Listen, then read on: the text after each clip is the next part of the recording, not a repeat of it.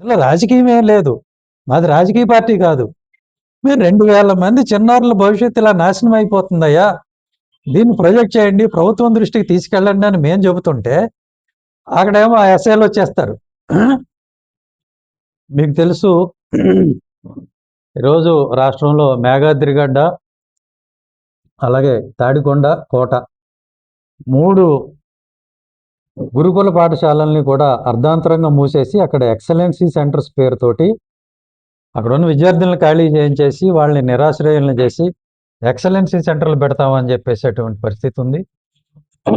దీన్ని నేను ఈ మధ్యన కోట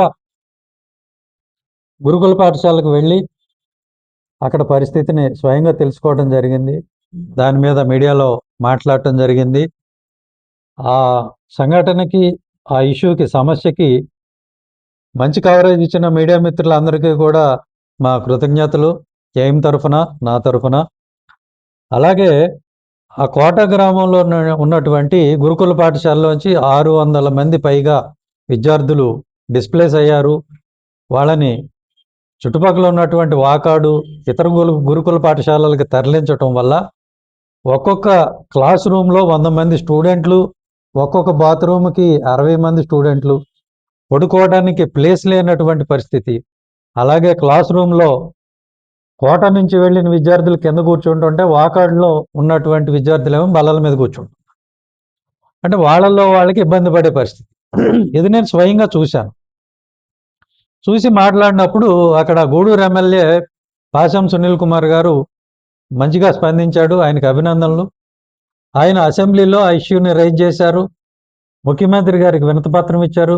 ముఖ్యమంత్రి గారు కూడా నేను దీన్ని పరిశీలిస్తానన్నారు. రైట్, ఇంతవరకు బాగుంది. కానీ మరి తాడికొండలో కూడా ఇదే సమస్య. అక్కడ ఒక 600 మంది స్టూడెంట్లు డిస్లొకేట్ అయ్యారు. అక్కడ 600 కుటుంబాలు ఇబ్బంది పడుతున్నాయి. 600 మంది పిల్లల భవిష్యత్తు ప్రమాదంలో పడింది. మరి అక్కడ శ్రావణ్ కుమార్ గారు అని చెప్పి ఒక ఎమ్మెల్యే ఉన్నాడు. ఆయన రిజర్వ్డ్ నియోజకవర్గం నుంచి ఎన్నికైన మనిషి. అది ఇప్పుడు ఆయన 3వసారి, 4వసారి ఆయన ఎమ్మెల్యే అయ్యాడు. మరి ఆయన నిద్రపోతున్నాడా ఏంటి? అయ్యా శ్రావణ్ కుమార్ గారు, మీరు కొంచెం నిద్ర లెగిస్తే మంచిది. పక్కనే ఉన్నటువంటి ఆ గూడూరు ఎమ్మెల్యే గారు, ఆయనకున్న చైతన్యంలో సగం కూడా మీకు లేకపోతే ఎట్లాగా? మిమ్మల్ని ఎన్నుకున్న దేనికయ్యా అంటే ప్రజల సమస్యలను మాట్లాడడానికి, అసెంబ్లీలో నోరు తెరవాల్సింది దేనికి అంటే ప్రజల సమస్యలు మాట్లాడడానికి. అంతేకాని మీకు ఆవలింతలు వస్తేనో లేకపోతే ఏదో టీ తాగటానికో నోరు తెరిస్తే కాదు. అట్లనే ఈ మేఘాద్రిగడ్డలో కూడా అదే పరిస్థితి. మేఘాద్రిగడ్డలో కూడా ఒక 700 మంది విద్యార్థులు ఇదే విధంగా ఇబ్బంది పడుతుంటే, వాళ్ళ భవిష్యత్తు ప్రమాదంలో పడితే అక్కడ 2 ఎమ్మెల్యేలు ఉన్నారు. విశాఖపట్నం వెస్ట్ గణబాబు అని ఆయన, పెందుర్తి ఎమ్మెల్యే పంచకర్ల రమేష్ అని ఆయన. మరి ఈ మహానుభావులు ఎక్కడున్నారో కూడా తెలియట్లేదు. మీరందరూ ఏంటంటే మీ ప్రతిపక్ష నాయకుడిని తిట్టడమో లేకపోతే వీడిని తిట్టడమో వాడిని తిట్టడమో దీనికి కాదండి మిమ్మల్ని పంపింది అసెంబ్లీకి. ప్రజలు మీకు ఓట్లేసింది దేనికి అని అంటే వాళ్ళ సమస్యలు అసెంబ్లీలో ప్రస్తావించమని, వాటికి పరిష్కారం చూపించమని. అంతేగాని అది చేతగాక వాళ్ళని తిట్టి వీళ్ళని తిట్టి మాకేం వస్తుందండి? మీరు జగన్ గారిని తిడితేనో వైసీపీని తిడితే ఇక్కడ మాకు వచ్చేదేం లేదు. అని మిమ్మల్ని పంపించింది వాళ్ళని వీళ్ళని తిట్టమని కాదు, మీకు అధికారం ఇచ్చింది, ఆ అధికారం ఉపయోగించుకొని ప్రజలకి సమస్యలు లేకుండా చేయమని. 2000 మంది విద్యార్థులు వాళ్ళ భవిష్యత్తు ప్రమాదంలో పడింది. ఎక్సలెన్సీ సెంటర్లు పెట్టండి, వద్దంటం లేదు. కానీ వేరే బిల్డింగ్లో పెట్టండి, అద్దెకి తీసుకొని పెట్టండి, లేదా గవర్నమెంట్ బిల్డింగ్లో పెట్టండి. వాటి పేరుతో ఇప్పుడు నడుస్తున్నటువంటి పాఠశాలలు, గురుకుల పాఠశాలలు, హాస్టళ్ళు ముయ్యొద్దు. సుమారుగా 2000 మంది విద్యార్థుల భవిష్యత్తుతో ఆడుకోవద్దు. ఇది మేము చెప్తున్నాం. అక్కడ ప్రతిరోజు పిల్లల తల్లిదండ్రులు ఆ స్కూళ్ళ ముందు వచ్చి వాళ్ళు ఉద్యమం చేస్తున్నా, వాయిస్ ఇస్తున్నా, కానీ ఈ కొంత మీడియా మరి వాళ్ళకి ఇది అసలు సమస్య కాదు. 2000 మంది విద్యార్థుల జీవితాలు వాళ్ళకి సమస్య కాదు. మీకు ఫ్రంట్ పేజీలు డిబేట్ ఐటమ్స్ ఏంటా అంటే ఆయన ఎవరో చనిపోయాడు కడపలో, ఎవరో చంపేశారు, ఆయన 2వ పెళ్ళో 3వ పెళ్ళో చేసుకొని ఆస్తి గొడవలు అయ్యే ఉండి ఏదో అయ్యి వివేకానంద రెడ్డి ఆయన చనిపోయాడు. దాని మీద సిఐడి, పోలీసు, సిఐడి, సిబిఐ అందరూ ఇన్వెస్టిగేషన్ చేసేసారు. సుప్రీంకోర్టు 100 సార్లు అవతల బొండి అమ్మాయికి ఇందులో ఏం లేదంటే, లేదు లేదు ఇందులో మేము అనుకున్న వాళ్ళ పేర్లు మీరు చెప్పేదాకా మేము దీని వార్త వేస్తానే ఉంటామని ఒక మొండితనంగా మీరు ఫ్రంట్ పేజీ వార్తలు డిబేట్లు నడుపుతున్నారు. మీకు కావాల్సిందేంటి? వివేకానంద రెడ్డికి న్యాయం కాదు, వాళ్ళ కూతురికి న్యాయం కాదు. మీరు అనుకున్న వాళ్ళని ఆ కేసులో పెట్టే వరకు మీకు అది ఇష్యూనే, న్యాయం జరిగినట్టు కాదు. వాళ్ళు చేయకపోని మీకేం కావాలి? ఆయన ఎవరో జగన్మోహన్ రెడ్డి ఆయనే ఈ మర్డర్ చేయించాడు, లేకపోతే అవినాష్ రెడ్డి చేయించాడని చెబితేనే మీరు ఆగుతారు. అంతవరకు మీరు సుప్రీంకోర్టుని లెక్క చేయరు, సిబిఐని లెక్క చేయరు. ఇది మీ పరిస్థితి. సరే మీ రాజకీయం మీరు ఆడుకోండి, మాకేం ఇబ్బంది లేదు. కానీ మీకు అదే సమస్య, ఈ 2000 మంది విద్యార్థుల భవిష్యత్తు ఇలా అయిపోతుందే, ఇది అసలు మీకు సమస్య కాదా? అంటే ఎంత స్వార్థపరంగా ఆలోచిస్తున్నారు, ఎంత స్వార్థంగా ఆలోచిస్తుంది ఈ మీడియా అనేది కూడా, ఎంత దిగజారిపోయింది, డీవియేట్ అయిపోయింది అనటానికి ఎంతకైనా ఉదాహరణ అక్కర్లేదు. అక్కడ సుప్రీంకోర్టు కూడా వెళ్ళిపోయి తిరస్కరించబడిన కేసు గురించి మీరు ఫ్రంట్ పే చేసేస్తారు. ఇక్కడ 2000 మంది విద్యార్థుల జీవితాలతో చెలగాటం ఆడుతూ ఉంటే, వాళ్ళ జీవితాలు పోతా ఉంటే మీరు కనీసం ఇంత వార్త కూడా వేయలేరా? మిమ్మల్ని న్యూస్ పేపర్లు అన్నారా, న్యూసెన్స్ పేపర్లు అన్నారా? ఇవి ఇవి ఇవి డస్ట్బిన్లో వేసే పేపర్లా, టాయిలెట్ పేపర్లా? మరి ఏమనాలి వీటిని? మీకు 2000 మంది జీవితాలు మీకు అక్కర్లేదా? అక్కడికి పోయి మాట్లాడి, నేను మాట్లాడాను, అక్కడ పేరెంట్స్ మాట్లాడుతున్నారు, విద్యార్థులు చెప్తున్నారు, ఈ గోడు మీకు అక్కర్లేదు. 2000 మంది జీవితాలు, భవిష్యత్తు మీకు అక్కర్లా.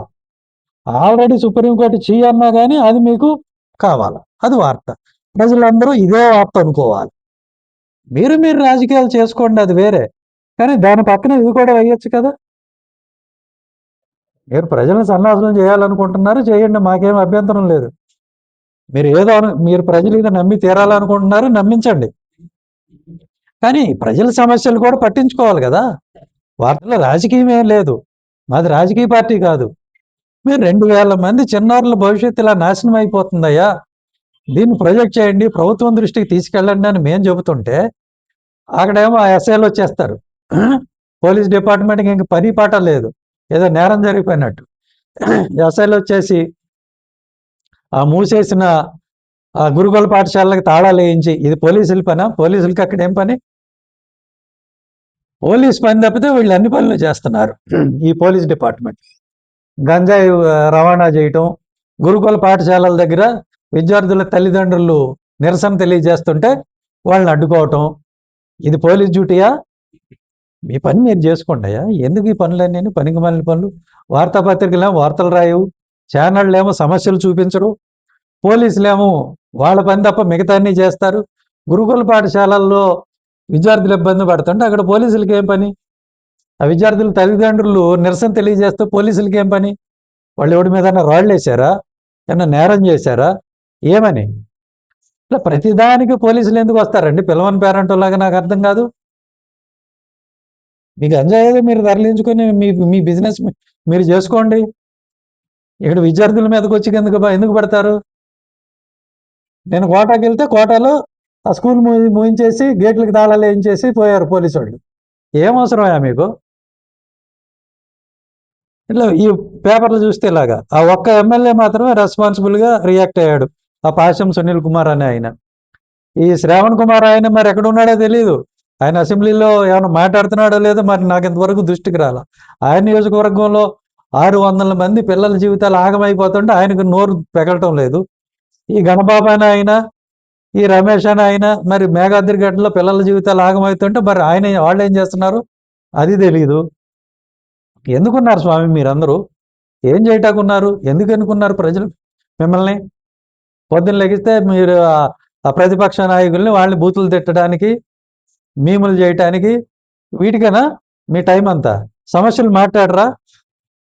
అది మిమ్మల్ని ఎందుకు ఎన్నుకున్నామని ప్రజలు తలకాయ కొట్టుకునే పరిస్థితికి వచ్చారు. శ్రావణ్ గారు, గణబాబు గారు, రమేష్ గారు, ఇప్పుడైనా మీరు మెలకువ తెచ్చుకోండి. మెలకువ తెచ్చుకొని ఈ సమస్య మీద అసెంబ్లీలో మాట్లాడండి. ముఖ్యమంత్రి గారు అపాయింట్మెంట్ తీసుకుని వెళ్ళి ఉన్న స్కూళ్ళు యథాతథంగా కొనసాగించేలాగా చూడండి. ఇది మేము అంబేద్కర్స్ ఇండియా మిషన్ తరపు నుంచి మీకు చేస్తున్న విజ్ఞప్తి. లేని పక్షంలో వచ్చే ఎన్నికల్లో మీకు ఖచ్చితంగా వ్యతిరేకంగా మేము ప్రచారం చేయాల్సి ఉంటుంది మీరు ఎలాంటి పనులు చేస్తే. ఈ సమస్యను పరిష్కరించండి, లేకపోతే మాత్రం వచ్చే ఎన్నికల్లో మీరు మూల్యం చెల్లించాల్సి ఉంటుంది. శ్రావణ్ గారు, గణబాబు గారు, రమేష్ గారు, మీ ముగ్గురికి చెప్తున్నాం. మిమ్మల్ని ఎన్నుకున్నదే ప్రజల సమస్యలు పరిష్కరించడానికి. ఆ పని చేయండి. Thank you.